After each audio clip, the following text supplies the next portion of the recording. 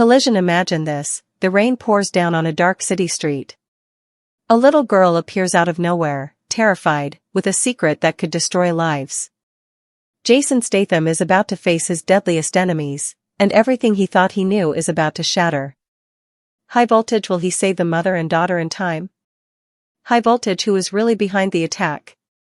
High voltage. And what shocking revelation will change everything forever? The rain was pouring hard, soaking the empty London street. Jason Statham had just stepped out of a small cafe, collar turned up, coffee in hand. The streetlight flickered above him, throwing broken shadows across the wet pavement. Suddenly, a small figure appeared from the alleyway. A little girl, no older than 7, ran toward him, her pink dress torn, her knees scraped. Her eyes were wide, red from crying, and her voice trembled. "Please help me. They beat my mum," she screamed, clutching Jason's jacket. His heart froze. The words hit harder than any punch he had ever taken. Jason knelt down, gripping her shoulders gently. "Who did this?" he asked, his voice low but steady. The girl pointed toward the dark alley behind her.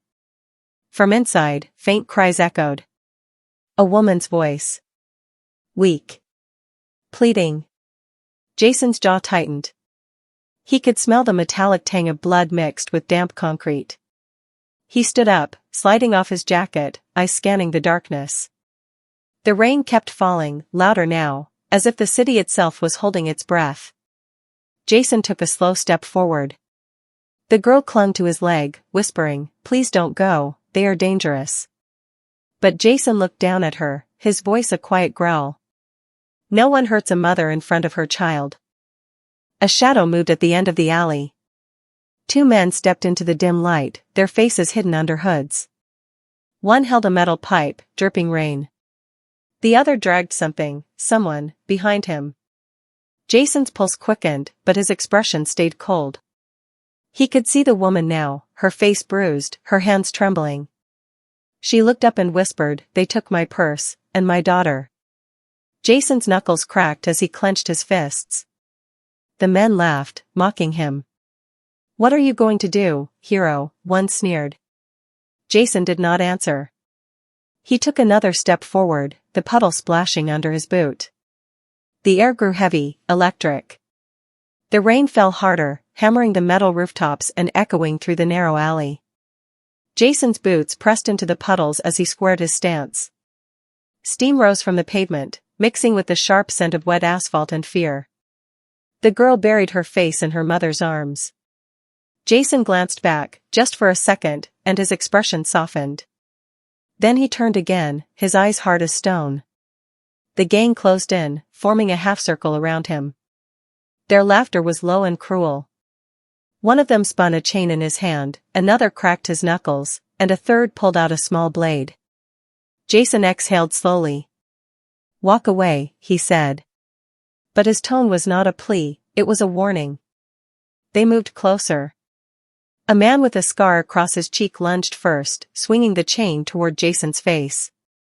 Jason ducked, the chain slicing through the rain, and drove his shoulder into the man's chest.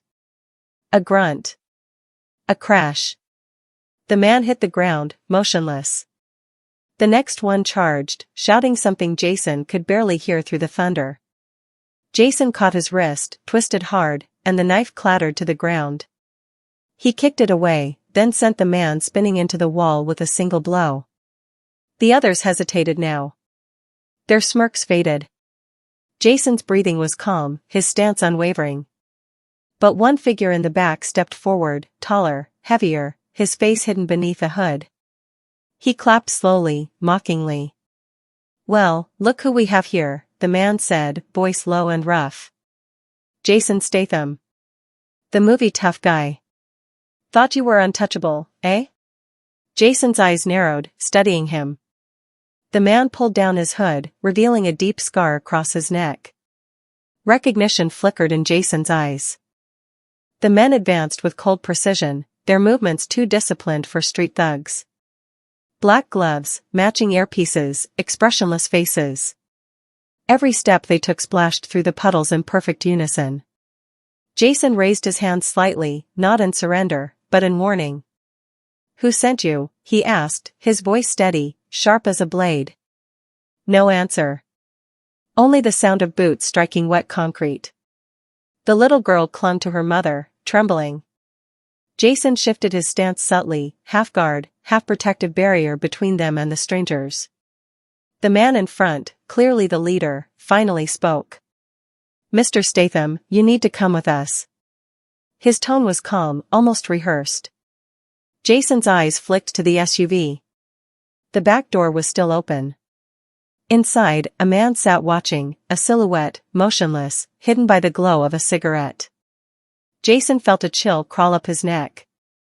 He had seen that kind of stillness before. The kind that belonged to people who killed without emotion. "I am not going anywhere," Jason replied. "You are interfering with something you do not understand," the leader said. Jason's eyes narrowed. "Try me." Two of the suited men moved to the sides, slowly spreading out, boxing him in. The rain muffled the tension, but it could not hide the danger. Jason clenched his jaw, reading their body language, small nods, hidden cues. They were about to move. He could feel it. Then it happened. One of them reached for his weapon. Jason reacted first. He kicked the gun hand sideways, the weapon firing into the ground. The gunshot thundered through the alley, startling the girl's scream into the night. Jason spun, striking the man's throat, then twisting another by the arm and slamming him into the wall. The third aimed, but Jason ducked low, driving his shoulder into the man's ribs. The impact cracked, a dull sound swallowed by the rain. The leader drew a pistol, his hand unwavering. "Stop," he barked. Jason froze, only because he saw where the gun was aimed. The SUV sped through the city streets, its tinted windows sealing them in darkness. The rhythmic hum of the engine was the only sound, steady and cold, like a heartbeat made of steel. Jason sat still, wrists bound by metal cuffs that bit into his skin with every jolt. Across from him, the man with the scar watched in silence, smoke curling from his cigarette. The faint light from the dashboard revealed his face, older, rougher, but unmistakably alive. Jason leaned forward slightly. "You were supposed to be dead," he said. "I watched that warehouse burn." The man smiled, slow and cruel. "You watched what I wanted you to watch." He took another drag of smoke, exhaling through his nose like a dragon. "Fire does not kill everyone, Jason. Some of us walk out." Jason's jaw tightened. He could feel the heat rising inside him, not from anger, but from the memory. The night in Berlin. The explosion. The screams. He had left that man buried under flames, certain there was nothing left to walk away. "What do you want from me?" Jason asked. The man leaned closer, eyes gleaming under the dim light. "I want to finish what you started." The SUV slowed suddenly, tires screeching against wet asphalt. Jason's body tensed. The door opened, and cold night air rushed in. They were no longer in the city. The smell of salt and rust filled the air, the docks. Cranes towered above like silent giants, and the fog rolled in from the water, swallowing everything in gray. The men in suits dragged Jason out, forcing him to the edge of a pier. A cargo ship loomed in the mist, its deck lights faint and eerie. The scarred man stepped beside him. "You see that ship?" he said quietly. "That is where your answers are." Jason's eyes flicked around, calculating. There were 6 of them. Maybe 7. Too many for a straight fight. Not with his hands bound. He looked out at the black water, then back at the man. "You think you can scare me with shadows?" The man smiled again, but this time it did not reach his eyes. "Not shadows, Jason. People." ChatGPT said. Jason stood frozen, staring at the image glowing on the monitor. The room felt smaller, the air heavier, every sound muffled by the weight of recognition. The woman's face, bruised and pale under the flickering light, suddenly transformed in his mind. Not from this night, but from years ago. A dusty alley in Bucharest. A gunfight. A promise. Her name came back to him like a whisper buried in ash. Elena, he breathed. The scarred man turned, his lips curling into a cruel smile. So you remember her? Jason's fists tightened, chains rattling around his wrists. You told me she was dead. The man's tone was almost amused. She was supposed to be. But apparently, you were not the only one who escaped that night. Jason looked again at the photo, the woman and the little girl. The girl's hair, the same soft curls, the same eyes. A memory flickered, painful and sharp. He turned to the man, voice low and trembling with fury. That child, she. Yes, the man interrupted, his grin widening. She is yours. Jason's world stopped.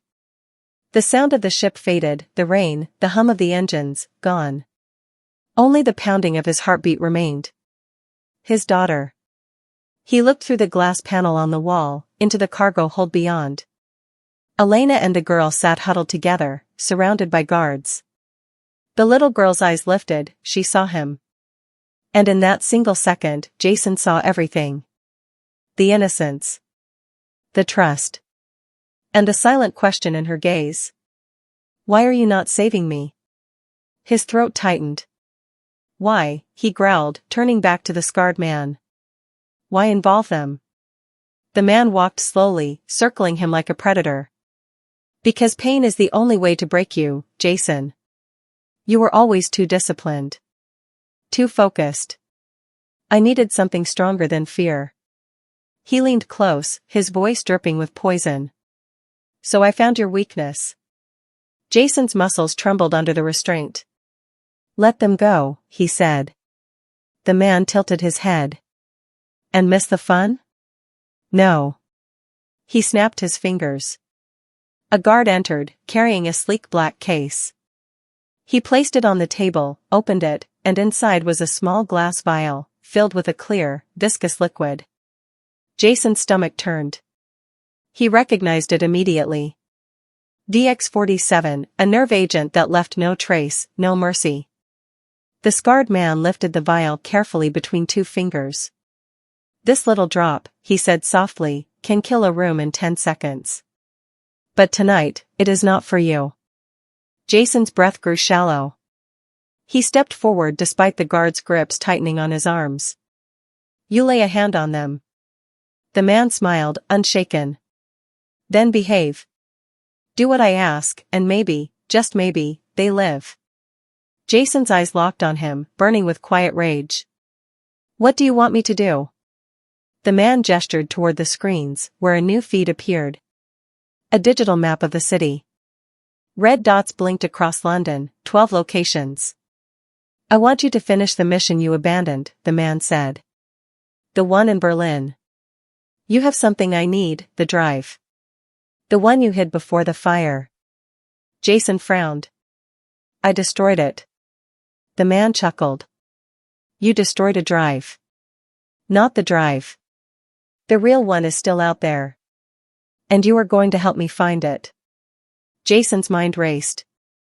Every instinct screamed that this was deeper than personal revenge. The Berlin mission had not been about money. It had been about power. He glared at the man. And if I refuse? The scarred man smiled faintly, nodding toward the glass wall. Then your daughter learns what nerve gas smells like. Jason's heart pounded like thunder. The girl's face filled his mind. Her frightened eyes. Her trembling voice. He lowered his head. All right. The man leaned back, satisfied. I knew you would be reasonable. Jason stayed silent, but inside his mind, the plan was already forming. He had no weapons. No backup. But he had time, barely enough to turn this trap into something else. As the guards escorted him out of the control room, Jason glanced one last time at the glass wall. Elena met his eyes.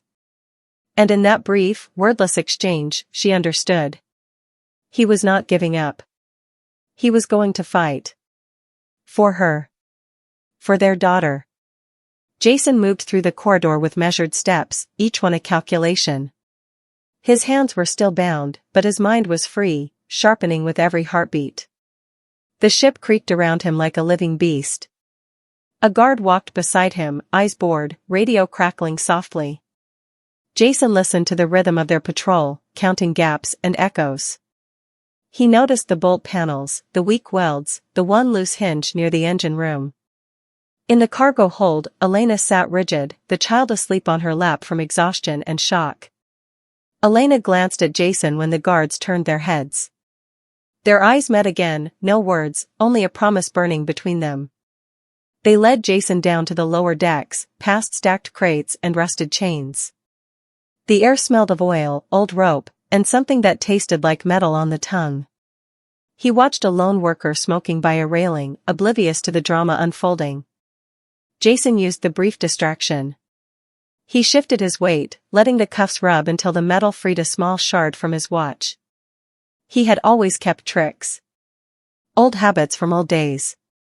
With careful motion, he worked the shard against the cuff, feeling it scrape and bite.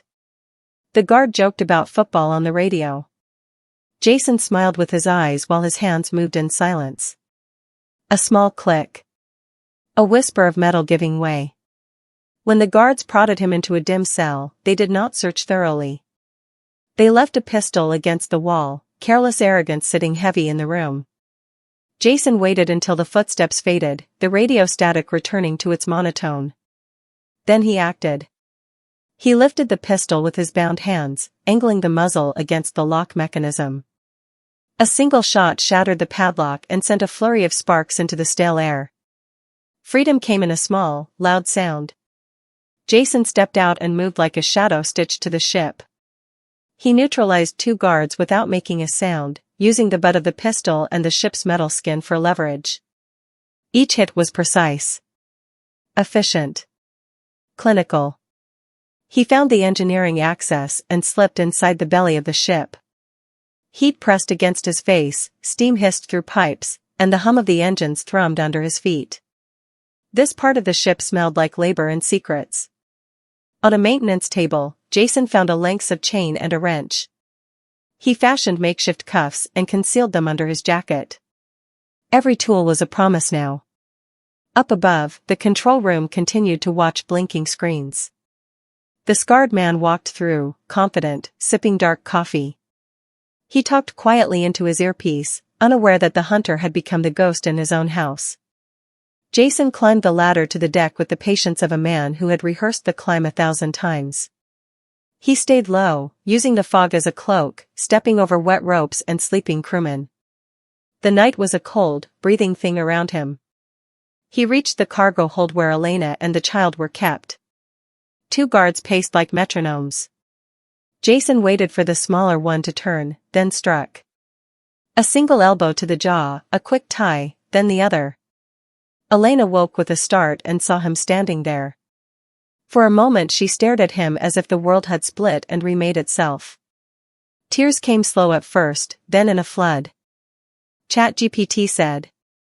The fog swallowed Jason as he moved across the deck. The alarms still blared, echoing like sirens from another world. Searchlights swept over the ship, cutting white lines through the mist, hunting shadows that refused to stand still.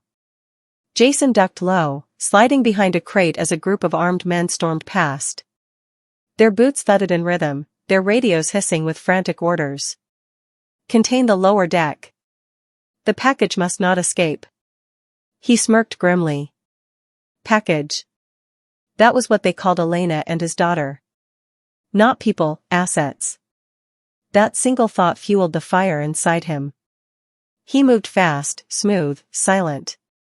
A twist of the wrist here, a chokehold there, and two guards went down before they even realized the darkness had moved.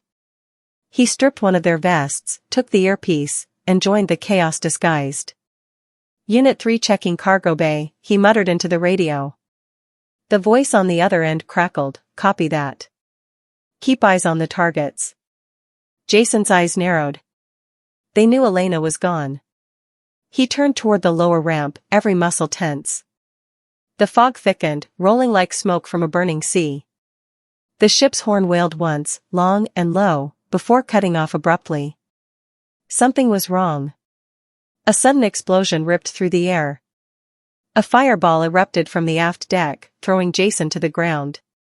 Heat washed over him in a wave, the taste of burning metal filling his lungs. He looked up to see flames tearing through the cargo section. Elena! He ran. Past smoke and twisted steel, through bodies and falling sparks. His lungs burned, his eyes stung, but he did not stop. He found her near the lower exit, coughing, clutching the child. The little girl was awake now, dazed but alive. Jason dropped to his knees beside them, pulling a wet tarp from the floor and covering them both. Elena, can you move? She nodded weakly. Then listen to me, Jason said, gripping her hand. You take her, get to the lifeboats, and do not look back. What about you? She gasped. Jason's eyes flicked toward the flames, toward the bridge. He is still alive. If I do not stop him now, he will follow us. Elena shook her head. Jason, please, you do not have to. He looked at her then, really looked.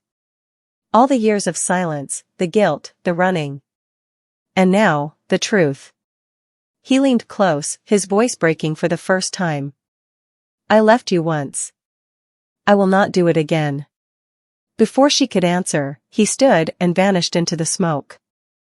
The upper deck was chaos, men shouting, alarms blaring, gunfire echoing. Jason moved like a storm through it all. He fought without hesitation, without mercy. Each strike was fast, deliberate, and final. He reached the bridge. The scarred man stood by the control console, half his face lit by the flicker of flames. He was on the radio, barking orders to the men below. Jason kicked the door open, gun raised. The scarred man turned, blood staining his teeth as he smiled. You are too late, Jason. Where is it? Jason demanded. The man laughed. You still think this is about a drive? Jason's grip tightened. Talk. The man pointed toward the horizon. Through the thick fog, Jason saw lights, 3 small boats cutting through the waves, moving fast and silent. They have it now, the man said. London will burn before sunrise. Jason's pulse spiked. He fired, hitting the console beside the man. Sparks exploded. The scarred man lunged, grabbing a knife from the table. They clashed, steel against bone, muscle against rage. Jason blocked, twisted, slammed his elbow into the man's throat. The knife clattered away, sliding across the floor. But the scarred man fought like an animal that refused to die. He drove his shoulder into Jason's chest, forcing him back toward the shattered window overlooking the deck. Rain lashed against them, fire glowing behind. Jason's face twisted with fury. You do not get to speak her name again. He slammed the man's head into the steel frame. Once. Twice. The scar cracked open, blood mixing with rain. Jason hesitated, just for a heartbeat. And in that breath of stillness, the scarred man grabbed him, dragging both of them through the broken window. And silence. He surfaced, gasping, searching for movement. Nothing. Just flames above and darkness below. Jason reached them, pulling himself over the side, drenched and shivering. The girl threw her arms around his neck, crying. Elena stared at him through tears and whispered, "You came back." Jason looked toward the burning ship. The fog thickened again, swallowing its remains. But beneath the roar of fire and the slap of waves, he could still hear the scarred man's final words echoing in his mind. The lifeboat rocked gently on the Black Sea. The night was quiet now, almost too quiet, except for the distant crackle of the burning ship. Jason sat at the bow, his eyes locked on the horizon where the 3 boats had disappeared. Elena held the child close, wrapping her in a soaked blanket. The girl trembled, her face pale in the moonlight. Jason reached over, touched her shoulder, and said softly, "You are safe now." But even as he said it, he knew it was a lie. Safety was an illusion, one that never lasted long. He looked down at his wristwatch. The small tracking light blinked red, steady, alive.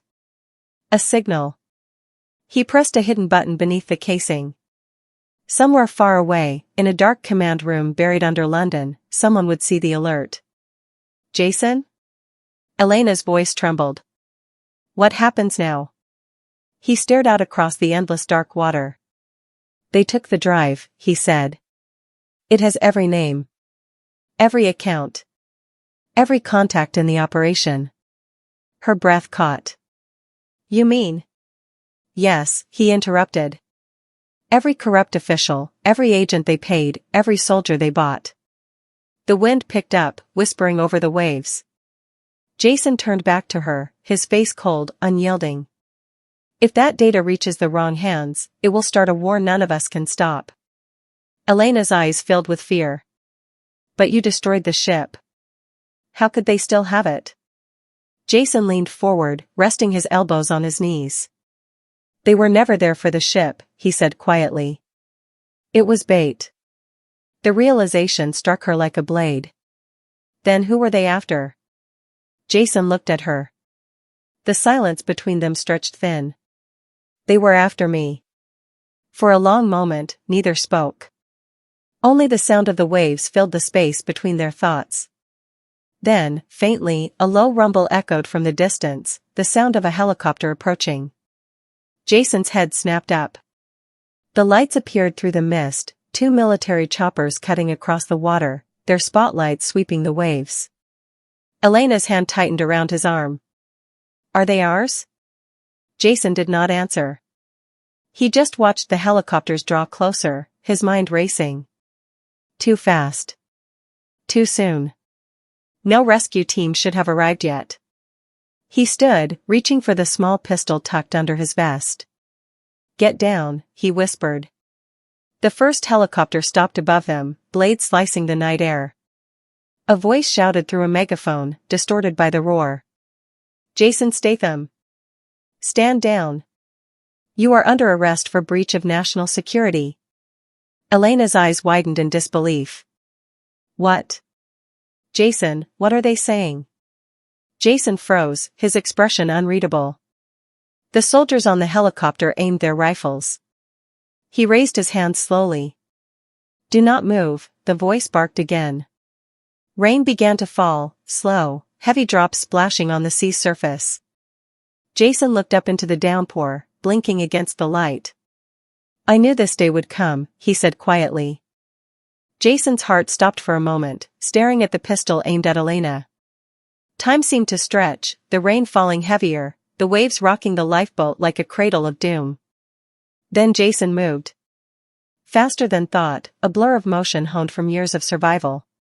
He kicked Ryder's arm sideways, sending the pistol flying into the sea. Ryder stumbled, cursing, and Jason struck with precision, knocking him to the deck. Elena grabbed the child, moving closer to Jason. Go. Hide, he shouted. They ducked behind the console as Ryder scrambled to regain his footing. Jason lunged, wrestling Ryder to the edge of the boat. A final blow, and Ryder collapsed, groaning, defeated. The man was alive, but for now, he could do no more harm. Jason turned to Elena and the little girl, rain plastering their hair to their faces. Are you both okay? He asked. Elena nodded, tears streaming, gripping her daughter tightly.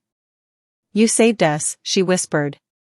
Jason allowed himself a small, grim smile.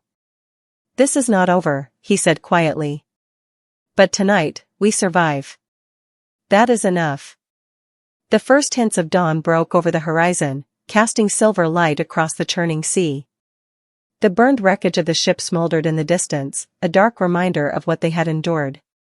Elena held Jason's hand as the lifeboat drifted toward the shore.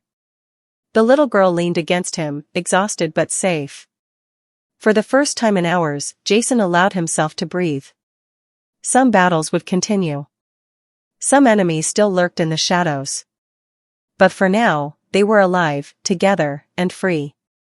Jason looked at the horizon one last time. The city awaited them. Danger still whispered in the wind. Yet in that moment, amidst rain, fire, and fear, a fragile peace settled over them. He had protected the ones he loved. And that was enough.